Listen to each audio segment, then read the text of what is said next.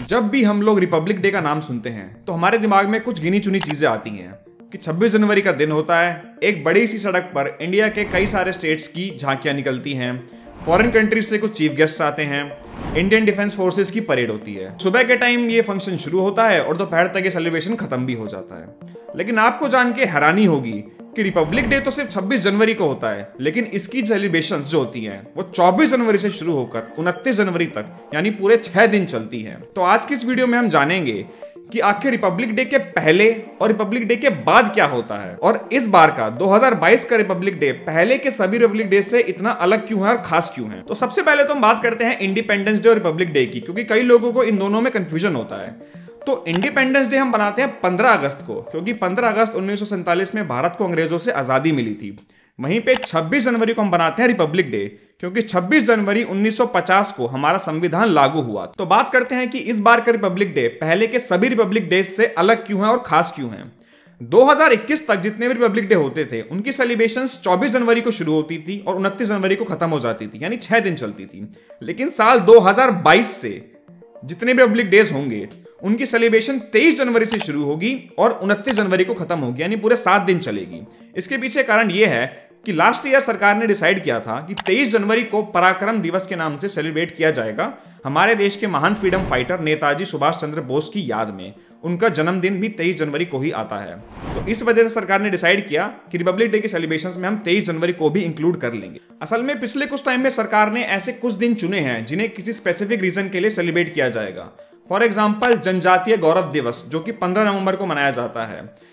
जितने भी हमारे हिंदुस्तान के ट्राइबल फ्रीडम फाइटर्स थे उनकी याद में 15 नवंबर को ही बिरसा मुंडा जी, जो कि एक ट्राइबल फ्रीडम फाइटर थे, उनका जन्मदिन भी आता है। और देश की कुछ ट्राइब्स में तो इन्हें भगवान का दर्जा भी दिया जाता है। इसी तरह से दिसंबर में यह डिसाइड किया गया था कि 26 दिसंबर को वीर बाल दिवस के नाम से सेलिब्रेट किया जाएगा सिख गुरु श्री गुरु गोबिंद सिंह जी के 4 साहिबजादों की याद में। अब दूसरा रीजन जो इस बार के रिपब्लिक डे को यूनिक बनाता है, पिछली बार की तरह ही इस बार भी हमारे रिपब्लिक डे पर कोई भी चीफ गेस्ट फिजिकली यहां पर नहीं आएगा। साल 2021 में यूनाइटेड किंगडम के प्राइम मिनिस्टर बोरिस जॉनसन को इनवाइट किया गया था, लेकिन कोरोना वायरस की वजह से वो यहां पर नहीं आ पाए थे।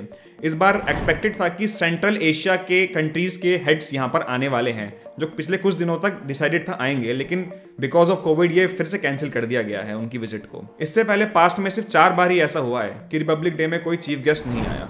इस बार के रिपब्लिक डे में IIT दिल्ली का एक स्टार्टअप पार्टिसिपेट करने वाला है, जो कि राजपथ के ऊपर से 1000 ड्रोन्स को उड़ाएगा और एक एरियल शो कंडक्ट करेगा। इस काम के बाद इंडिया ऐसा चौथा देश बन जाएगा जिसने इस तरह का ड्रोन से एरियल शो करा है। इंडिया से पहले ऐसा सिर्फ यूनाइटेड स्टेट्स, रशिया और चाइना ने ही किया है। इस बार के रिपब्लिक डे के लिए सरकार ने एक बहुत ही अच्छा इनिशिएटिव लिया है, जिसमें वो ऐसे लोगों को रिपब्लिक डे के सेलिब्रेशंस में इनवाइट करेंगे जिन्हें आमतौर पर इस तरह का बड़ा और बढ़िया सेलिब्रेशन देखने का मौका नहीं मिलता, जैसे रिक्शा चालक, auto drivers, sanitization workers, front line workers etcetera. तो उन्हें मौका दिया जाएगा इस ग्रैंड इवेंट को देखने का। साथ ही में इसी के साथ आपको इस बार आज तक का ग्रैंडेस्ट और लार्जेस्ट फ्लाई पास दिखेगा राजपथ के ऊपर से, जिसमें इंडियन आर्मी, इंडियन नेवी और इंडियन एयरफोर्स के 75 एयरक्राफ्ट राजपथ के ऊपर से फ्लाई करेंगे। ये 75 नंबर खास इसलिए चुना गया है क्योंकि ये आजादी का 75th ईयर है। इस बार के रिपब्लिक डे के परेड में जो one of the most attractive आपको पॉइंट दिखेगा वो होगा इंडियन आर्मी की नई यूनिफॉर्म।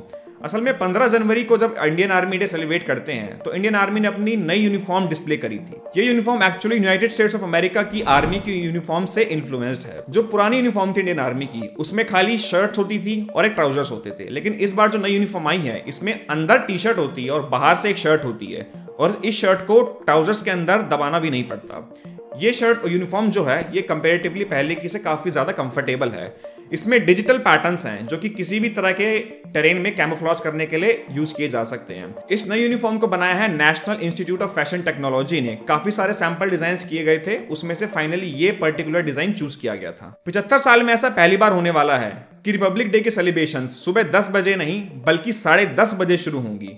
इसके पीछे कारण है कोविड-19 की रिस्ट्रिक्शंस, और साथ में जम्मू कश्मीर में सेवा करते हुए जिन जवानों ने अपनी जान दी है उन्हें श्रद्धांजलि देने के लिए आधे घंटे लेट से ये प्रोग्राम शुरू किया जाएगा। अब बात करते हैं कि रिपब्लिक डे के पहले और बाद वाले दिनों में क्या होगा।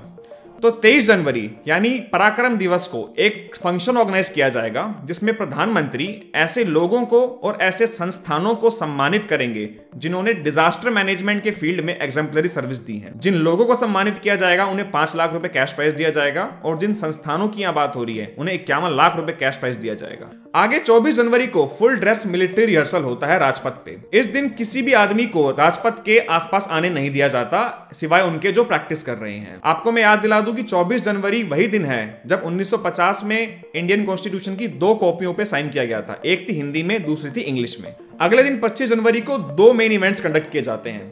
पहले इवेंट में तो प्रेसिडेंट देश के लोगों को भाषण देते हैं जो कि नेशनल टीवी पे दिखाया जाता है। दूसरा इवेंट होता है अवार्ड विनर्स की लिस्ट का रिलीज होना। ये अवार्ड्स कई तरह के होते हैं, जैसे गैलेंट्री अवार्ड्स जैसे परमवीर चक्र, अशोक चक्र, महावीर चक्र, कीर्ति चक्र, वीर चक्र, शौर्य चक्र, इस तरह के। इसी तरह का एक प्राइज होता है प्रधानमंत्री राष्ट्रीय बाल पुरस्कार, जिसमें प्राइम मिनिस्टर हमारे देश के 5 से 18 साल के बीच के बच्चों को सम्मानित करते हैं जिन्होंने किसी पर्टिकुलर फील्ड में कोई अच्छा काम किया होता है। इसी तरह से एक होता है प्रेसिडेंट्स फायर मेडल, जिसमें फायर पर्सनल्स को सम्मानित किया जाता है। इस तरह से कई सारे अवार्ड्स होते हैं। 26 जनवरी को प्राइम मिनिस्टर जाते हैं नेशनल वॉर मेमोरियल, जहां पर वो उन सभी जवानों को श्रद्धांजलि देते हैं जिन्होंने देश की सेवा में अपनी जान दे दी। इसी तरह से मिलिट्री के लोगों को गैलेंट्री अवार्ड्स दिए जाते हैं और उन डिसीज्ड मिलिट्री के पर्सनल्स को भी पोस्टह्यूमस अवार्ड दिया जाता है जिन्होंने देश की सेवा के लिए अपनी जान दे दी। इसके बाद परेड कंडक्ट की जाती है जिसमें इंडिया के कई सारे स्टेट्स की झांकियां निकलती हैं।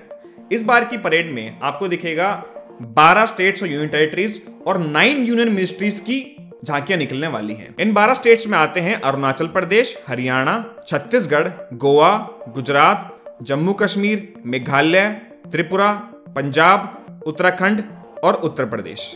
अगले दिन 27 जनवरी को करियप्पा ग्राउंड नई दिल्ली में प्राइम मिनिस्टर की रैली कंडक्ट की जाती है जहां पर एनसीसी यानी नेशनल कैडेट कोर के मेंबर्स अपनी परफॉर्मेंस देते हैं और इसी के साथ लोक तरंग यानी नेशनल फोक डांस फेस्टिवल भी कंडक्ट किया जाता है। अगले दिन 28 जनवरी को बीटिंग द रिट्रीट नाम की एक सेरेमनी का रिहर्सल किया जाता है और 29 जनवरी को यह सेरेमनी कंडक्ट की जाती है।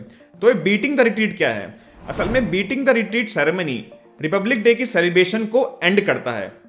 29 जनवरी को शाम को यह सेरेमनी कंडक्ट की जाती है। यह सेरेमनी असल में ली गई है 17वीं सेंचुरी के इंग्लैंड से, जब आर्मीज लड़ रही होती थी। तो जब दिन ढल जाता था यानी सूरज ढल जाता था तो फिर एक ड्रम बजाया जाता था और झंडे को नीचे करके अनाउंस किया जाता था कि आज का वॉर, आज की लड़ाई यहीं पे खत्म होती है, अब आगे हम नहीं लड़ेंगे। अब कहने को तो ये 17वीं सेंचुरी की, लेकिन आपने इस तरह का कुछ सेम चीज महाभारत में भी जरूर देखा होगा जब सूरज ढलते ही वॉर बंद हो जाता था। तो beating the retreat ceremony India में 1950s से सेलिब्रेट की जाती है, जहां पर कई सारे बैंड्स अपनी परफॉर्मेंस देते हैं। इस बार की बीटिंग द रिट्रीट सेरेमनी के इनविटेशन के अंदर कुछ मेडिसिनल प्लांट्स जैसे अश्वगंधा, आंवला, इनके बीज को डाला गया है ताकि लोगों के अंदर ये अवेयरनेस फैलाई जा सके कि वो उन्हें इस तरह के प्लांट्स को उगाना चाहिए अपने आसपास। तो 29 जनवरी को beating the retreat ceremony finally conduct की जाती है, जो कि इंडिया के रिपब्लिक डे के सेलिब्रेशन का एंड को मार्क करती है। इस दिन राष्ट्रपति भवन को बहुत ही सुंदर लाइटों से ढक दिया जाता है। प्रेसिडेंट आते हैं विजय चौक पर अपने बॉडीगार्ड्स के साथ। इसके बाद प्राइम मिनिस्टर आते हैं और अपनी क्राउड को वेव करते हैं और इसी के साथ मार्क हो जाता है रिपब्लिक डे का एंड। तो आज की इस वीडियो में हमने आपको बताया कि रिपब्लिक डे के पहले और रिपब्लिक डे के बाद क्या होता है और इस बार का रिपब्लिक डे पहले के सभी रिपब्लिक डे से इतना अलग क्यों है। अगर आपको वीडियो पसंद आई है तो इसे लाइक करें, शेयर करें और चैनल को जरूर सब्सक्राइब करें। अब मिलते हैं हम आपसे अपनी अगली वीडियो में। जय हिंद।